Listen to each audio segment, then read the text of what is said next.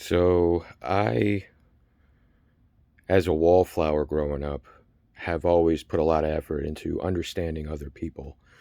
Although that's usually skewed onto the oppressed people's side of things. Because I grew up sick and I was treated like I was just lazy and stupid. Um, I mean, I was stupid because I was sick, but I was also trained to audit, which involves needing to understand people a lot more than average people do. So I do understand why Starship Troopers was misunderstood. And I'm just talking about the movie, not the intentions of the book, not the sequels. I was an adult during 9/11. I was an adult when I was hearing the politics that were being pushed, the propaganda that was being pushed, the things to sell us the future that was being created for us. And Starship Troopers, while not directly related to that, because I think people use Starship Troopers as like a blueprint to do those things, um, it was more, it's hard to describe, but until you know the truth behind the wars that have happened, without only hearing from the people who speak because they're allowed to, or they're allowed to say the things that they say, or they say things that doesn't keep people from wanting to join the military, things like that. Um, Starship Troopers was effectively a satire on propaganda and lies that are used to completely control whole populations, like the Nazis. Sorry for people who love that movie, but it's like and don't think that that's the case and get offended when I mention that because they used it as a blueprint in their own philosophies, but it's just the truth. And if you want a simplified version, um, I'm having a hard time saying, if you want a movie that's made for simpletons, that's exactly the same movie as Starship Troopers, Ender's Game. Ender's Game is Starship Troopers for simpletons. It's the exact same story, except there's a main character who you can identify with that learns the truth. There are no main characters anyone can identify with in Starship Troopers. There's characters people can I- idealize themselves as, but it doesn't have a character that the audience can relate to. Kind of like RoboCop. There's it's in the same style as RoboCop, another movie that isn't a blueprint for how people should create the future. Although, RoboCop is the idealized hero in that kind of world.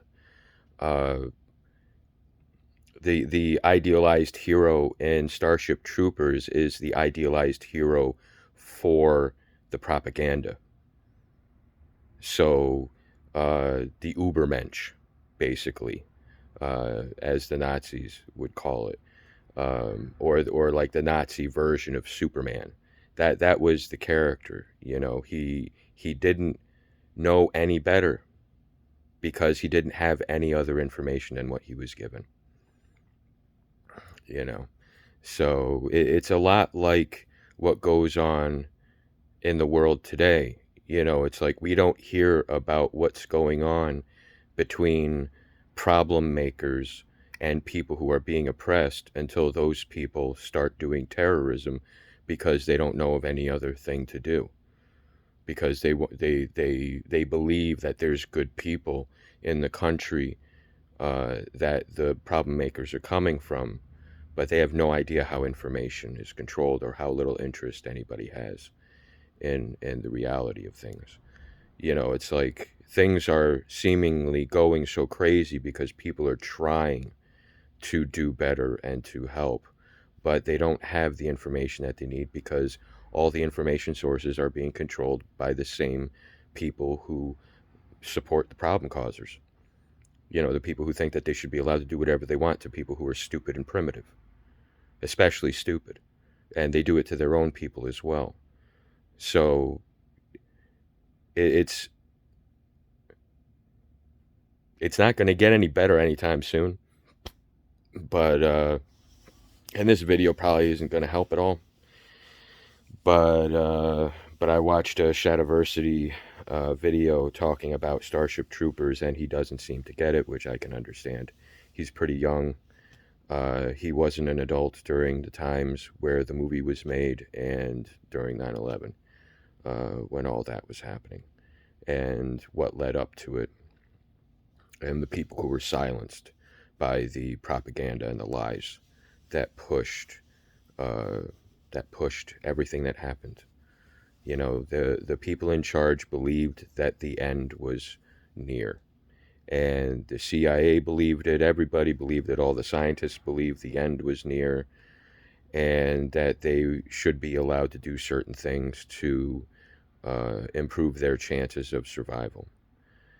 And as you grow up, if you're inquisitive, which, there's not that many people who have that kind of time, you find out that these stories and beliefs and feelings resurface throughout history, whether anything's going to happen or not.